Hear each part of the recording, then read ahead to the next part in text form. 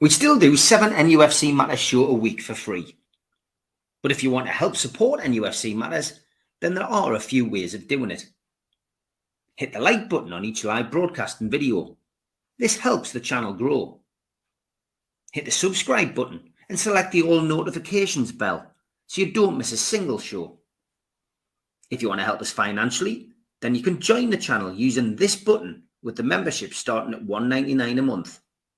Or you can drop us a donation in the chat using a super sticker.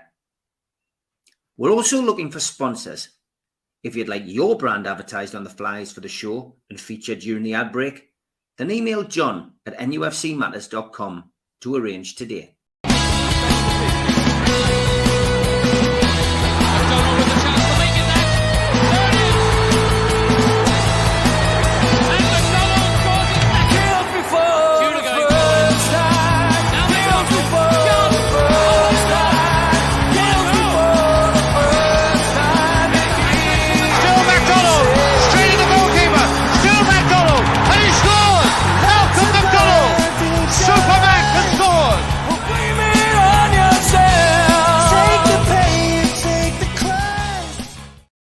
Good evening, welcome to NUFC Matters with me, Steve Wraith. It is Ask Gibbo. Good evening, John. Hello, my friend. How are you? Yes, very good, mate. Good to see you. A pre-recorded show tonight, but it doesn't mean it's any less entertaining. Always plenty to talk about in the next hour with John. We have had a request as well, John, on one of our other platforms. People saying, when you do your Christmas shows, can you please do one with music and John again? I'm going to have to watch the John Gibson music show again, John, to find out who the earth we talked about, because we covered a vast array of people, but I'm sure there's more in your, there's more in your stories, is there? There is, and it's interesting you should say that, because where I go sort of around town or something, the podcast always gets a mention. Quite regularly, the music one does, which I found quite fascinating. People say, are they two, you're not going to do another music one? I say, well, yeah, probably get round to it, but I think it's good fun, and I'd be delighted. Absolutely delighted. And okay, I'm going to find it. I'm going to find it in the... A little taster. I've just been involved in recording something for a major documentary film that's coming out next year on Eddie Cochran, and I was dragged into that because I saw his show in Newcastle and I mentioned it in the paper, and I've been dragged into that, and I'm recording talking heads on that with the likes of Sting, Ronnie Wood, Keith Richards, Roger Daltrey, and of course the question everybody asking is, who's that mob with John Gibson? So I mean, it would be so. There's something else that we could bring into it. So perhaps we'll get round to doing that. Brilliant stuff, mate. Brilliant stuff. Okay, I am going to chuck a curveball at you, because we did quickly discuss what we're going to talk about with us doing a pre-record. I want to know your opinion on Jake Paul, the YouTuber, versus Mike Tyson. I didn't watch it live, but I do have Netflix, so I did manage to get this chance to see the rerun of it. Wow. 58-year-old Mike Tyson stepping in against a YouTuber, which, in all intents and purposes, because it went over 4 rounds, was an official professional bout. Mike Tyson lost on points, unanimous decision. But his legs had gone. It was a charade. It was a farce. It was watched unbelievably in the arena in Texas, though, by 80,000 people, more or less, who paid money to go and see it, and millions around the world, enough to generate $40 million for the YouTuber and $20 million for Mike Tyson. Amazing, John. But I mean, where does this put the sport of boxing? Well, I don't know which way to go on this one, obviously, because I'm gobsmacked by it. I mean, my first reaction is this a circus? Because you've got a 58-year-old guy who's nearly pensionable fighting a young guy who's not officially a boxer at all. So, you're thinking, should this not be on in a big tent, and et cetera, et cetera. Then while you're ridiculing it, and it's very easy to do that, and I've got to say that I don't like the idea of a 58-year-old and a bloke in his 20s. One was a legend and the other one can't really fight, wouldn't it? I mean, this guy wouldn't be in the 6 rounders on undercards, would he? On the No. old days, not at all. So I'm horrified. But then again, if you're looking at the amount of cash it raises and the amount of people that were willing to see it, you've got to be careful about just knocking it out of hand and saying and being so old hat that you're saying there's no place for this, because it is worked to a certain extent. It has carried a huge amount of interest, but I don't know. We're getting the fight is embarrassing. I mean, Tyson, 18 punches or something over the full fight he launched.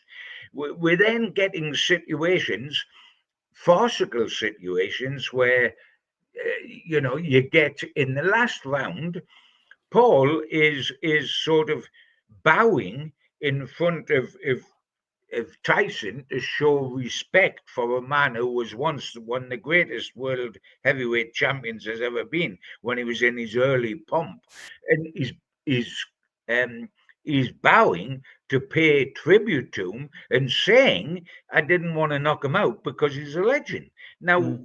where does that? And then you've got Stallone and a few people in the last few hours putting out that, in fact, Tyson was pulling his punches because there would be no future in this sort of boxing if Tyson at 58 smashed him into the ground, because then the whole platform of the Paul fights and the selling to Netflix would all be out the window. So what on earth is going on? And I must admit you know it's nowhere near the real thing. I mean, what are we going to go and do next? Are we going to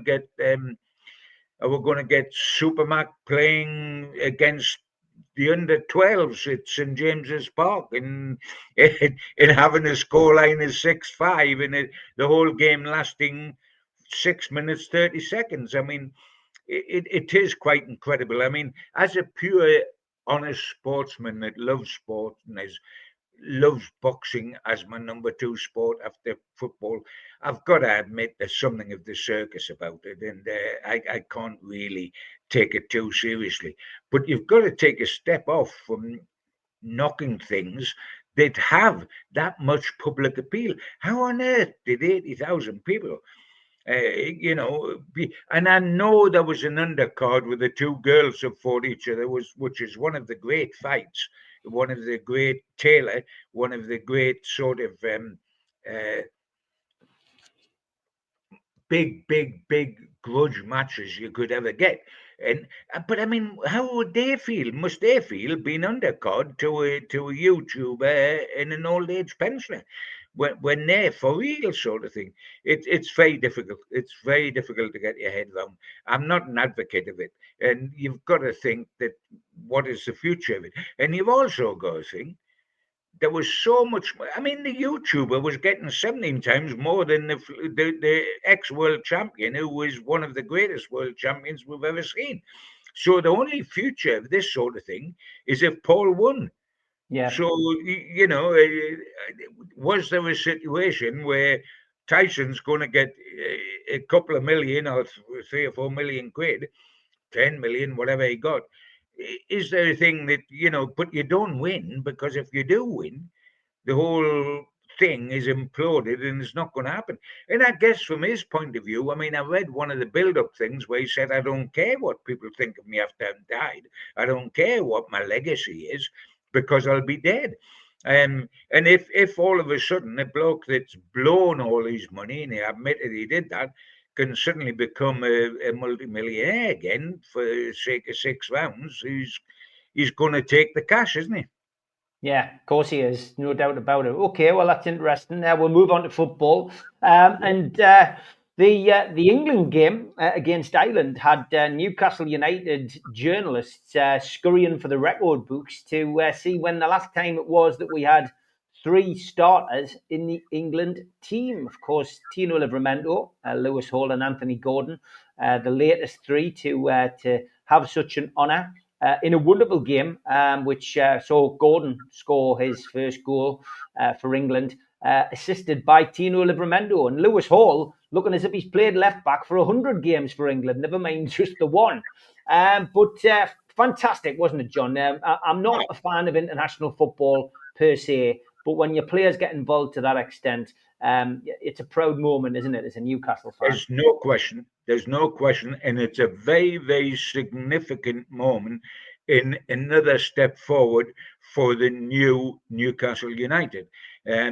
Because it was back in the late 90s, I think it was 1997, the last time we had three in an England side. I think it was Shearer, Rob Lee, and David Batty. They all in the England side together. And I remember I was following England consistently as well as Newcastle United at that time. It was the time of the entertainers, as you know, Steve. And we would just the England squads were just chock full of Newcastle United players. During that period of the entertainers, off the top of my head, England squads at various times involved Alan Shearer, Les Ferdinand, Rob Lee, Barry Venison, Peter Beardsley, David Batty. We had loads and loads of players in the England squads. Some made the team, some were just on the bench, but they were all there. And then we went into this dearth, and then all of a sudden, and these three guys are totally new, Steve. I mean, they've got a handful of caps between them. But I mean, Gordon has put down a marker that he is the first choice outside left for England. He scored his first goal, and by the way, what a wonderful finish that was.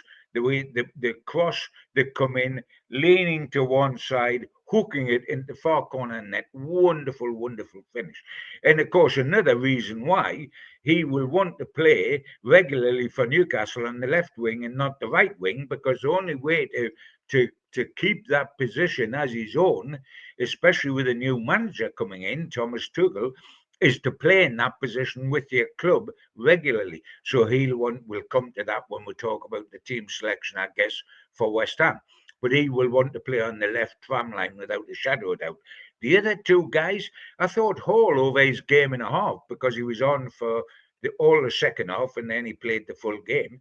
I thought he looked absolutely tremendous and totally comfortable. And Livramento coming on at right back. And that's what Carsley did for all three of those kids.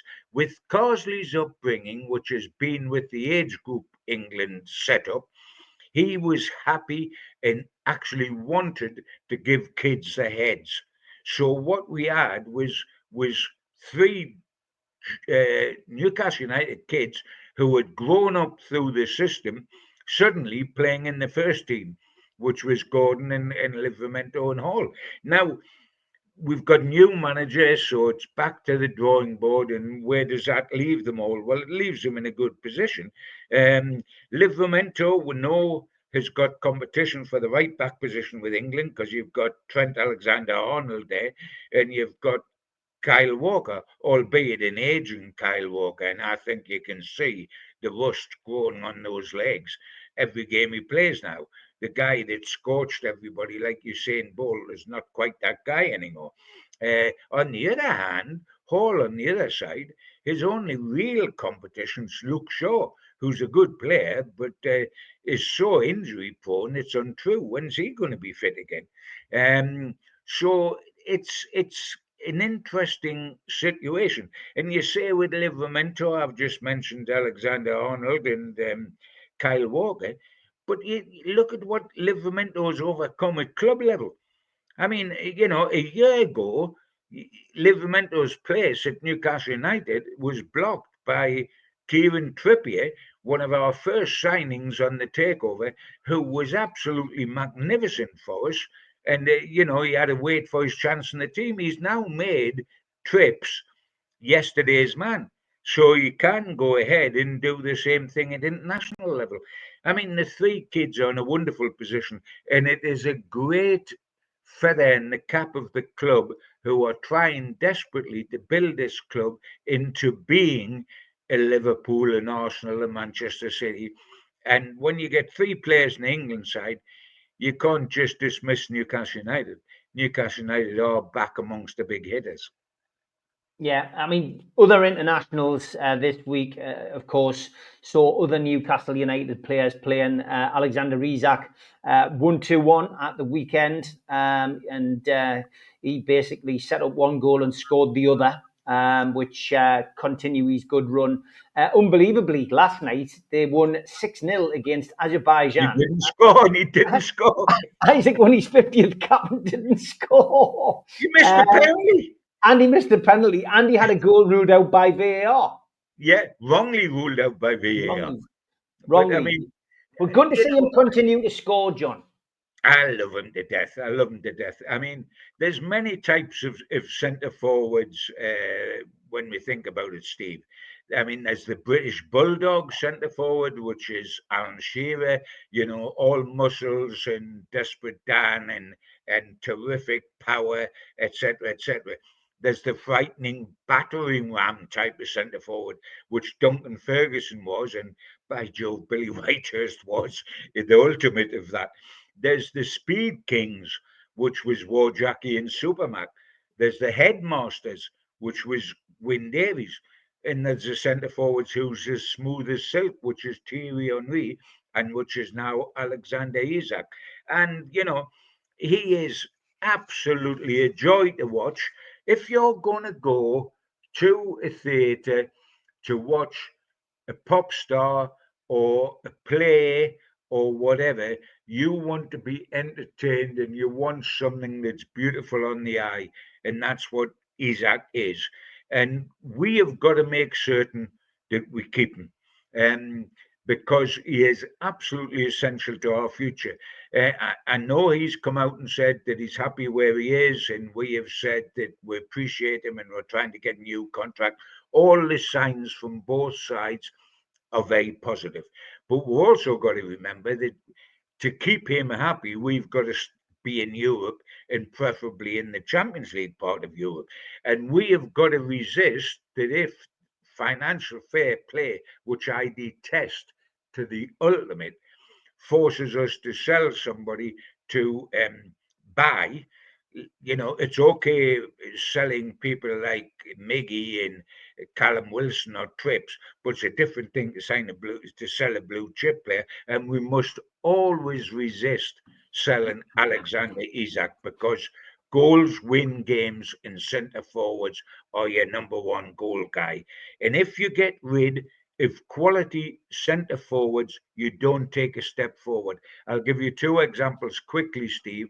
Newcastle won the Championship of England in 1927. We've never won it since. The captain and centre forward and top goal scorer was Hughie Gallagher. We sold him. We've never won the title since. Fast forward to the 70s. We played in 2 cup finals in 2 years, in 74 and 76. What do? We sell Supermac. We're again taking 3 steps forward. If you're lucky enough to have a goal-scoring centre forward in your club, for God's sake, don't cash in on him. Yeah, good advice, and hopefully something that Newcastle are past doing nowadays. On the other games of the international beat, of course, Bruno involved in both games against Uruguay and Venezuela, played the majority of both, with 2 disappointing results, both 1-1 draws. Brazil getting booed off. What's gone wrong with Brazil, John? Once upon a time, the team that everybody loved to watch, but certainly not entertaining as they were. 2 things, I think, Steve. First of all, everything comes round in cycles, and there's nothing that says because you're Brazil and because you're encouraged to play to your skill strengths, because the kids play on the Copacabana, etc. Because of all that, doesn't mean that it's going to continue year after year after year after year. And so have they hit a little dip before they come up again? I think there's also a problem with the manager, who is way beneath the quality you need in a manager. And I think he's living on borrowed time. And I think when he goes, Brazil will pick up enormously again. I don't think he's a good manager. It's difficult times for Brazil. It's surprising times for Brazil. I'm not too dischuffed because it's off going to make Bruno appreciate Newcastle United, isn't it? If he's having a tough time with Brazil, he's going to think, hey, I love coming back to Newcastle. I'm an idol in Newcastle. All the fans love me. I'm playing centre forward. I'm bursting out my shirt. I'm giving it up to Daisy. The crowd are singing Bruno, Bruno. He's happy to be here. And every time he goes to Brazil, he might begin to realise how good it is at Newcastle United. But it is a shock to see, I've got to admit. But I think the manager's living on borrowed time.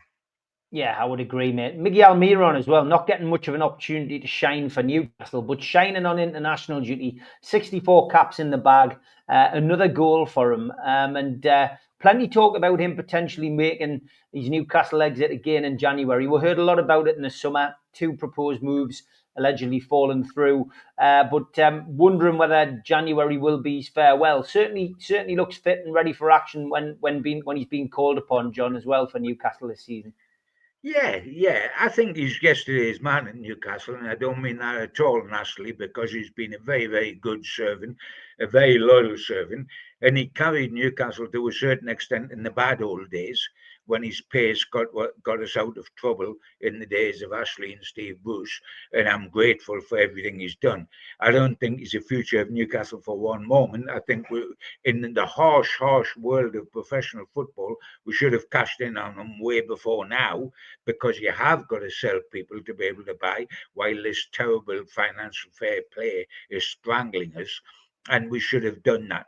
And I think that Eddie, who's loyal to everybody and says wonderful things about everybody, and quite rightly so. If you just look at Eddie's team sheets, it tells you where Miggy Almiron is, because he never starts these days, does he? In the Premier League, he never starts. And I think for his sake, as well as for our sake, it's time for him to go. In January would be a move that would benefit the club, and he would go with huge thanks from me and from most Geordies, I'm certain. But you've got to have people that sit on the bench, because everybody can't be in the team. We've got that in midfield, etc., etc. We've got a right winger who can sit on the bench in Jacob Murphy, who I don't think should start. We should buy a right winger, but he could be the bench sitter. So let's cash in on Miggy Almiron, and every opportunity we've had to do that, because the windows only come up in summer and in January. His valuation has gone down because of his age and because of other things. So let's do it, for goodness sake, before we run out of a valuation at all. I mean, what can we get for Trips now? What can we get for Almiron now? What can we get for Callum Wilson now? Nothing like we could have done 6 months or a year ago. Yeah, very true. Very true. Moving on from the internationals, and just a little thing about a presentation night that took place at St James's Park. The foundation have their annual dinner, and 2 people who were recognised and put into the Hall of Fame were Mick Quinn and Len White, 2 number 9s, John, and 2 number 9s from different eras, but both knew how to put the ball in the back of the net. Certainly did. I mean, Len White, starting with Len, by all Newcastle United fans of a certain age, and by that I mean people that saw Len play for Newcastle United, and I did as a very young boy. He is the best uncapped centre forward that there has ever been. The only one you can say the same with, and he wasn't strictly a centre forward, but he should have been capped, was Pop Robson. But Len White was absolutely wonderful. He was knee high to a grasshopper, but he could get up in the air, and he was strong. He was powerful. He scored goals by the bucket load in a bad Newcastle United side after the 55 Cup final. I mean, Newcastle were relegated with the greatest front 3 you could ever think about, with Len White and Ivor Allchurch and George Eastham. They scored 86 goals and were relegated, Steve, because they let in over 100. I mean, this was a Charlie Mitten side. And Len was absolutely wonderful. I mean, originally he played outside right for Newcastle, and if you well remember, and I'm certain through the history books, not the age, you will remember, he is the guy that took the corner in the 55 Cup final after 45 seconds and stuck the ball on the head of Jackie Milburn, who headed it home for the quickest goal at Wembley, which stood for yonks before it was beaten, and he crossed in. And he wasn't supposed to play, but neither was Jackie Milburn. At one time, both of them were out of the team during the week leading up to the final. Both ended up playing and getting Newcastle a goal in 45 seconds. When Jackie then went to Lingfield, White was moved to centre forward and was phenomenal for us. Absolutely. Jackie Milburn said if he'd been 2 inches higher, he would have had a hatful of caps because he at 5'7". There was people that looked at him and thought he was too small. And I can understand that. As for Mick Quinn, he was a good friend of mine when he was up here. We used to go out in town just to go on a nice walk, and have the occasional sherbet as we were walking around town. I mean, only to be social. But what a lovely man, the funniest man you could ever wish to meet. And Barry, did he know how to score goals? I mean, was it 4 on his debut against Leeds? I know it was in the Championship, but it was against Leeds, and you've still got to score 4. I mean, when you looked at the way Mick was built, the one thing you knew, he wasn't going to run about because he was built, shall we say, slightly on the sturdy side. So you knew he was always going to hang around the penalty area and stick it in. But he knew how to finish, and he knew when the ball came out to stick it in the back of the net. He had a good record. He was a terrific guy. Loved it at Newcastle, a Scouser, which is something like us.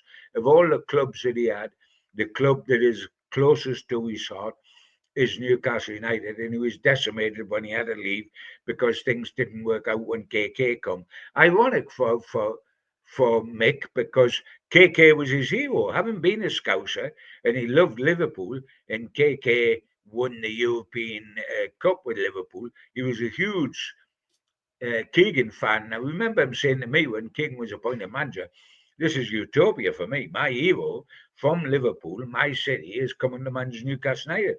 It was an actual purgatory for him because KK was quickly going to, and I'm not having a go at KK because when you think that he went on to sign Andy Cole, Les Ferdinand, and Alan Shearer, you can't say he stuck Duff centre forwards on us, can you? But it was the end. It was the end of Mick's career at Newcastle, and whenever he comes up here to visit, I love to see him. He's an absolute joy, and he deserves to be in the Hall of Fame, no question.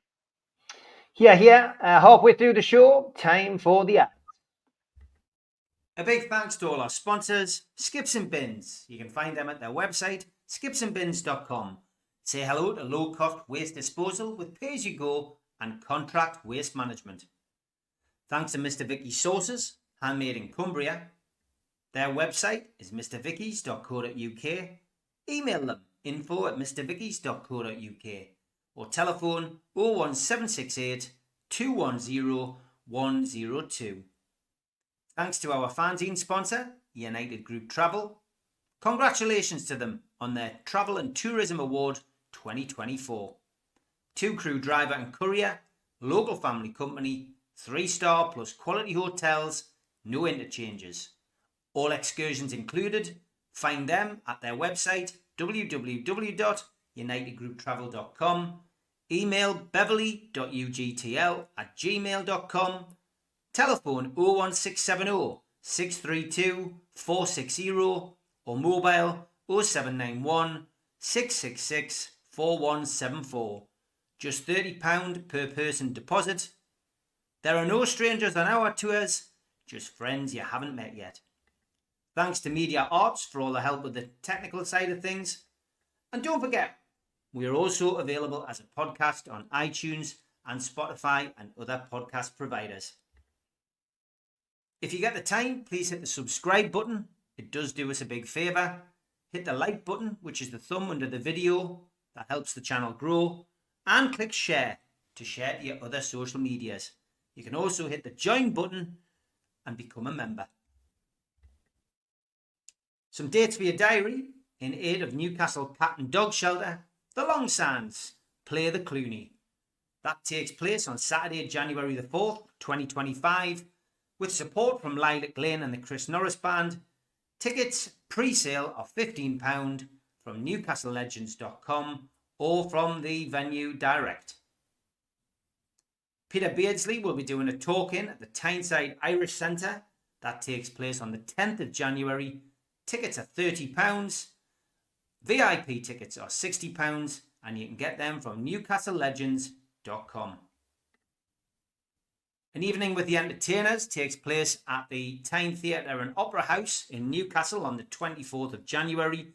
Kevin Scott, Steve Watson, Steve Howie, John Beresford, Rule Fox, Peter Beardsley, Rob Lee, Keith Gillespie, Liam O'Brien, Darren Peacock, Paul Bracewell, Lee Clark and Killer Kill Klein are all going to be there with Gibbo, and you can get your tickets from the box office 0191 243 1171 or the website tynetheatreandoperahouse.uk.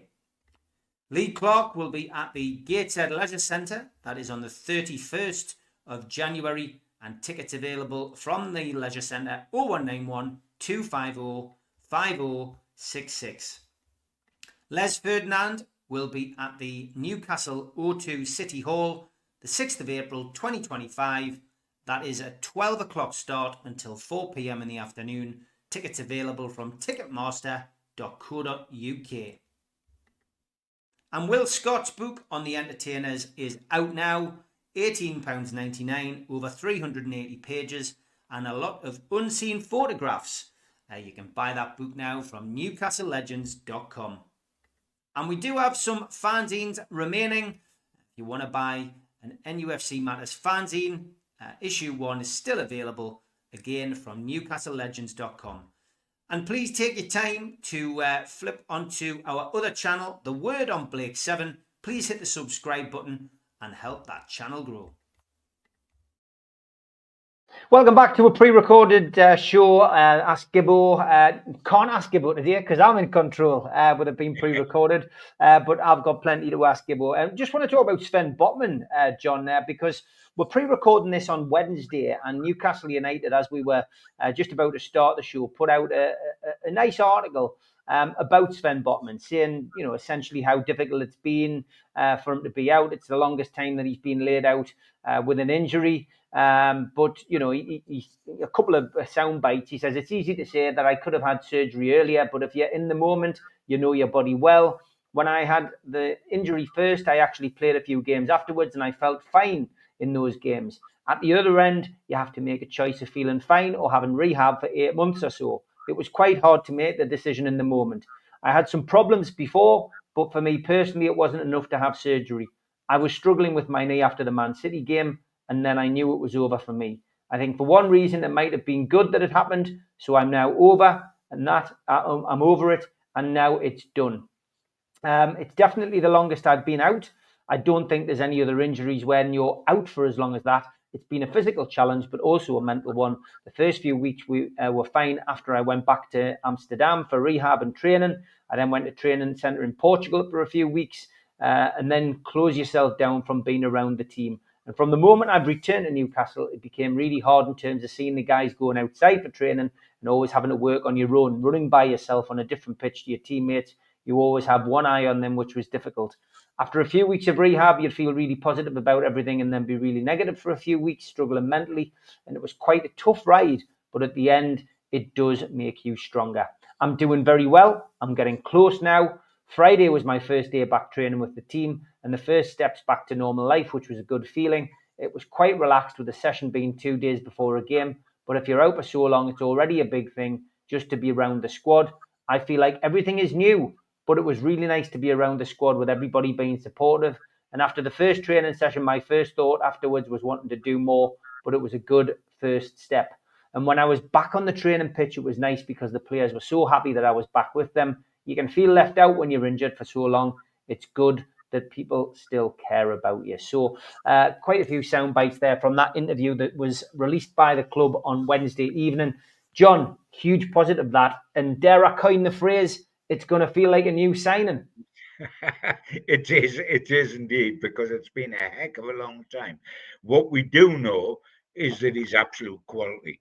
There's no question about that. So from the Newcastle's point of view, it's going to be a massive, massive plus when he's available to us again.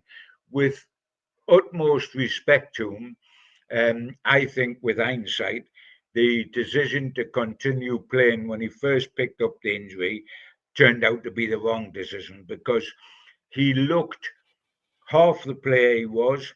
You could tell that pace was taken away, confidence was taken away. It is the most natural thing in the world for a player who adores football as much as him, hasn't had a major injury, etc., to think, I can fight on, I'll keep going, I'll keep going. But he wasn't. We were watching him and we knew it wasn't the Sven Botman that we knew. And, you begin to think, is his form dipping? Has it been an extended honeymoon, and is he not quite the player he was? It wasn't. It was because of the injury, and it was a good thing when he pulled out of that and got it done, because he wasn't the player we knew, and it was totally down to the injury. Of course, you're going to be reluctant to do it. For goodness sake, you're out for something like 9 months. It is a terrible, terrible time for him. We've missed him. There's no question about that, because however well anyone else does at the back alongside Shaw, and Dan Burns done a terrific job for us, etc., etc., we're not talking about Sven Botman here. We're talking about somebody that's not quite as good as that, whoever it is, because that's the way it is, Botman's quality. So him coming back, or getting close to coming back, is terrific.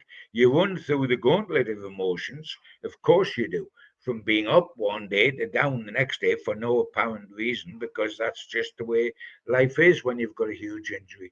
I'll be delighted to see him come back, because we've been a little thin at centre half. On the right hand side, Shaw, we've been regularly trying to buy someone to play in there. Gay was the man that we wasted all last summer on, and we will probably go for again in January. So we were looking for somebody there. On the other side of the coin, the left side, we've had Dan Burn fill in there. We've got Kelly, who is the cover for Burn and will probably play, well, will definitely start against West Ham. But we need Botman, and it will be terrific to get Botman back. And when you've been out that long, bear in mind also, although he's not a first team anymore, Lascelles has been out for that sort of time with the same sort of injury. So we've suddenly become very vulnerable at the centre of the back. But I'll be thrilled to bits to get Botman back. We're going to have to be gentle. We're going to have to ease him in. He's not going to hit the ground running because he's been out for too long. He's going to be a bench guy that gets on, and it's a little bit longer and a little bit longer until he's up. He's up to speed. But it'll be wonderful to have him, because when he signed for Newcastle, he confirmed everything we've been told about him, which is that he is pure quality. Yeah, pure quality. And he might not be a new player, but already, John, Thursday, the 21st of November, when this goes out, Newcastle United have already been linked with over 30 players, according to Barry Hogan's well-publicised spreadsheet. Of course we have. Of course we have. We always are. None of them sign for us, by the way. None of them sign for us. We probably won't sign anybody. You look at the last windows, will we sign anybody in January? Or will we be told yet again that financial fair play? And by the way, I hate it, and I know it's a legit reason. But will we be told again? We're already, 1 minute we're going to sign 30 players. The next minute we're being warned it'll be a very difficult window because we haven't got any wiggle room. So goodness knows what happens. I mean, by the time the January window comes round, that 30 will be closer to 60. Yeah. Yeah, I mean, it's incredible, isn't it, to think that we're being linked. I mean, one name that's been bandied around religiously, John, is Mbeumo from Brentford. I mean, is that a genuine? Have Newcastle got a chance potentially of bringing him in? January's a bad month to bring anybody in. Of course, we know Newcastle's hampered by PSR. Rumours already circulating that He's already got a release fee potentially of £50,000. Is that like? I wish it was 50,000. By the way, it's 50 million, isn't it? Yeah, 50 million. Sorry, yeah. 50,000 would get him. John, £50 million, is it? Are Newcastle going to be in that kind of? No. Are they going to be in that kind of ballpark? I mean, a lot of people saying, well, we did have money to spend in the summer. We were linked with Gahey, who was over 60 million.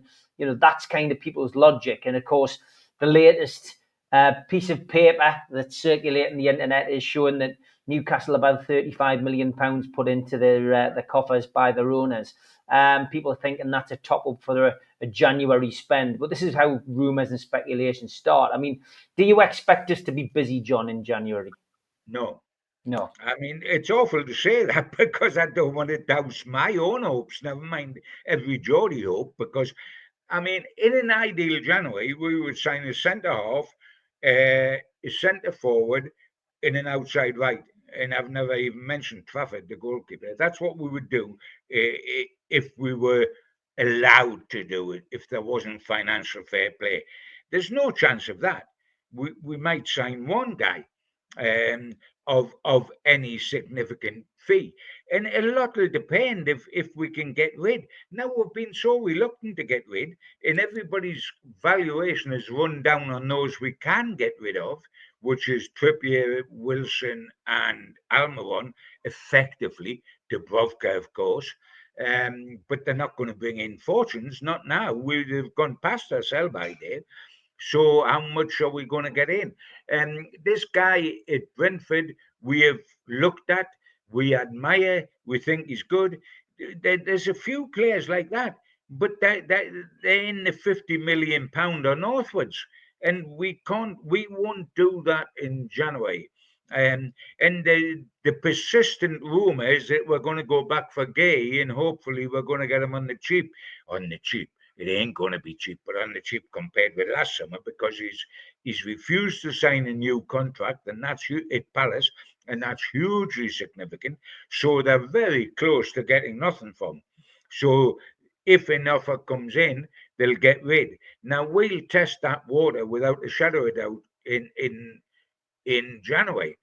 But if we sign just one that's Gay, how thrilled will the Geordies be? Because he is a good player. He is quick in a position where we are very pedantic in terms of we've got slow players in Byrne and in Shaw. But it still doesn't address an outside right position, which is getting more embarrassing by the game. We can't find anybody to play outside right these days. Miggy would love to, but we don't want him to play there. So who else is there? Jacob Murphy. Gordon doesn't want to. Harvey Barnes doesn't want to. Joe Linton will have to. It's embarrassing, that position. Will we get a centre half and an outside right? I don't think we'll get both in January. It's a bad month. It's a hard month to get them in. I think we might be trundling on to the summer with one signing of consequence in January. But we've got to start moving people out. They want this Brentford kid, but there's other clubs who are already Champions League clubs they're in from as well. It's 50 mil, and I don't think that we're necessarily going to put that down. And can we see off the likes of Liverpool, who can offer them the European football that we can't? It's going to be difficult. We've got to face reality. I mean, I don't want to go on a rant because we'll be here until midnight, but financial fair play is really crippling us from doing because we are still getting hit by the Ashley years, where our financial streams of income were so low because that was ignored, that we can't get them up to the level we need to be able to spend the way we want to spend. And my worry now is not only are we not spending huge money because we're not allowed, we're being told that we've got to sell somebody to allow us to find some wiggle room. Well, heaven forbid that, having been clever enough to see that Bruno and Gordon and Isaac were quality, that were buried in Isaac in Spain, without it being to one of the big clubs, Bruno in France and Gordon with Everton. We bought them when other people didn't take a chance, and we should be congratulated for that and allowed to build some more. There's people now saying you might have to sell one of them to make a step forward. What sort of progress, because of financial fair play, what sort of progress is that for Newcastle United? Having to sign one of the people we took a chance on that we have turned into superstars with their own God-given ability. What sort of chance is that? It is an absolute ludicrous situation, but we are in a terrible situation that Chelsea, when Abramovich took over, and Manchester City, when their owners took over, didn't face because there was no financial fair play. We are facing this that is crippling us from buying and also making it something of a problem to hold on to what we've got. That is an absolute disgrace. It's a topic for another day, but it's an absolute disgrace. And no, I don't think January is going to produce the wiggle room. The reason Isaac hasn't got a new improved contract, which he thoroughly deserves, by the way, thoroughly deserves 25 goals last season. He's now scored 4 and 4. He's going for 5 in 5 against West Ham. Is because if we give him a huge top up, we're now got to find that money from somewhere else because of financial fair play. It is absolutely crazy, Steve. It is. It is. Let's just talk briefly about Newcastle United's women's team. 11,620 fans at St James's Park, seeing a 1-1 draw with Southampton. Deanna Cooper's equaliser came at the end of the second half in added time, which was enough for Becky Langley's side to retain their unbeaten record in matches at Gallagher. They'll play again at St James's Park next March when they face Sunderland, which I would expect will have a very, very healthy crowd. But John, great to see the women getting the opportunity to play again at the club, and still, not a record-breaking attendance this time, but a healthy attendance nonetheless.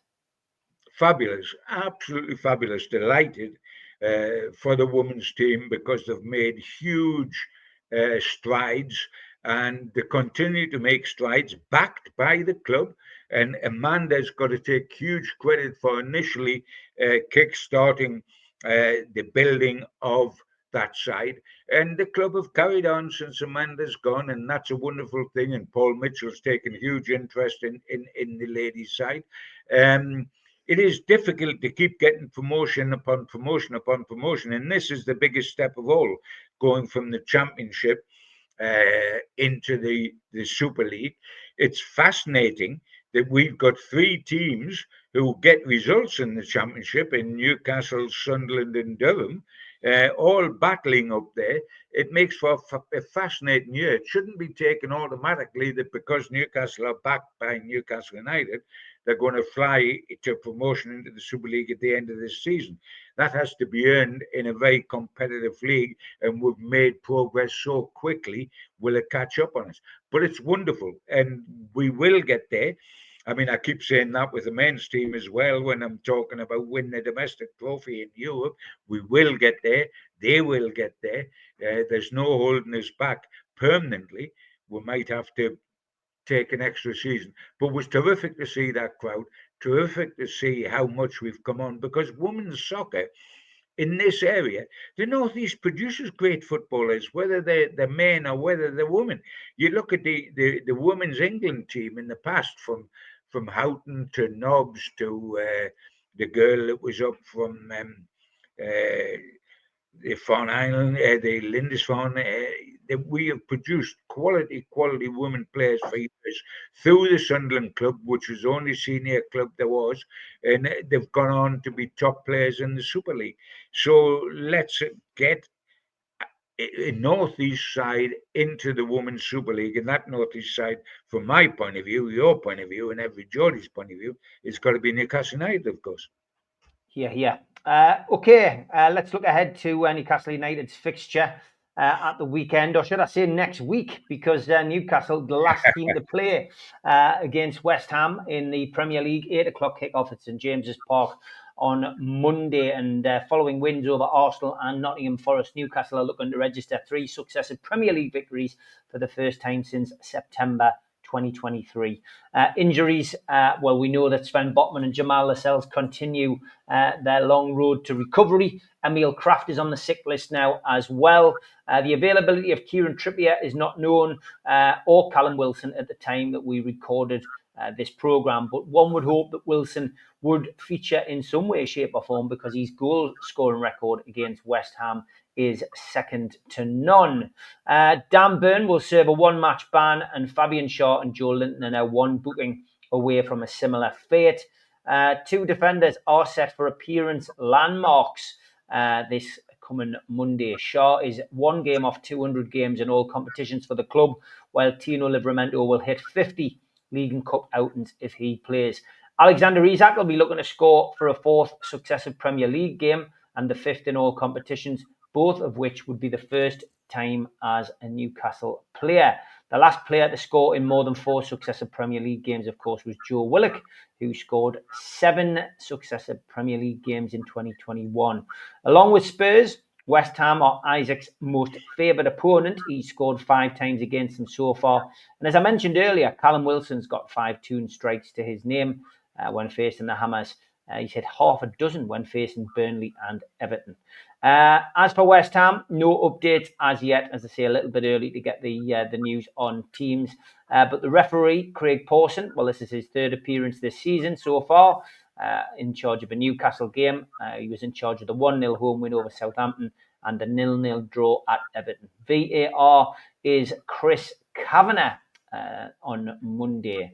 There will be the food bank as well outside St James's Park in their usual place, and Jamie Rubin will be matching the donation, so please give generously if you can. John, great this game, coming after the international break. It's a home game. It's the game at the end of the weekend as well, so we'll know what other teams have done. I sometimes think that's more of a bonus and more of a positive than a negative, because you know what you've got to do. Well, what they've got to do today, tomorrow, Friday, Saturday, Sunday, Monday is win. And they must win, because this is a game they ought to win. We're still playing catch-up because of previous results. But you look at West Ham. They got rid of David Moyes at the end of last season after he'd won them the first trophy in 43 years, which was the UEFA Europa Conference League. They did it because they wanted to be more expansive. Don't we all? That's what Newcastle United are about. They wanted to be more expansive, going way back to the heritage of Moore, Hurst and Peters, 3 World Cup winners who were blowing bubbles in the East End of London all those years ago. So in the trot, this the Spanish manager who had been at Wolves and done a good job there. He'd managed Real Madrid, he'd managed Spain, he had the pedigree. They spent 155 million on 9 new players, and expectations were soaring. What's happened? The Hammers have been hammered 5 times in 11 Premier League matches. They stand 14th, they're 5 points off a relegation position. They're in disarray. If you talk to West Ham fans, they talk about the manager not having any identity in his team. They talk about players not playing for him, and certainly people like Lucas Paqueta, who's a friend of Bruno's, who's got the spot fixing case against him coming up in March, is a shadow of what he was. The skipper, Jared Bourne, who was loved by their fans and is a quality player and we saw what he could do when he come on with England, etc., has got bogged down in the morass that's West Ham at the moment. The new signings are just being drip fed in by the manager. I mean, the manager looks like a well-smacked backside, doesn't he? I mean, he's the most miserable fella they've had since I'd Avram Grant. Remember when he managed West Ham and he managed Chelsea? He looks as miserable as that. He looks as if he would prefer to be anywhere than where he is. So we've got to take advantage of this disarray. It's not automatic. We've got to have the right attitude. It's not a matter of a lack of respect. It's a matter of reality. The reality is they're on the back foot. The reality is we're on the front foot. We've got to make that count. We've got to go out and make it count. I mean, I think there'll only be one change team-wise, Steve, which will be Kelly for Byrne, because Byrne can't play, Kraft's not available, so Kelly will come in. The other change I want to see is that I want Gordon to start outside left, which is a position he prefers, which is his England position, and Joe Linton play on the right, because Joe can play in any position, bar centre forward, because he is absolute quality and is ready to do that. And to be truthful, not only am I expecting Newcastle to win, because they're in disarray and we're not, and because it's at St James's Park, and because we have got to do the business. I'm not just expecting them to win, but I'm expecting us to win comfortably, and I'm going 4-1. Okay, I'm going to go for a 3-1 win. I would like to see Joe Linton stay on the left. I've got to be perfectly honest. I don't want to upset the kind of synergy that we've got at the moment. As long as Willock's alongside him, I have to say, with the option of changing it, when we get into that position, and I would even opt to a 4-4-2 against West Ham and give Gordon a chance to play alongside Isak. But yeah, I would like to see that change as well. I think that's the only change you can make at the back, and I think that's a natural one. But yeah, I think a comfortable win. West Ham are at 6s and 7s at the moment. They're not blowing bubbles at the moment. That's for certain. I think Newcastle to win as well. So John, great show. Look forward to getting you back on next week. I will dig out that music video, send it to you so you can see what you talked about, so you can chance to do some notes to keep our viewers happy. But for now, John, take care. Have a good week, and see you next week. God bless. Take care, guys.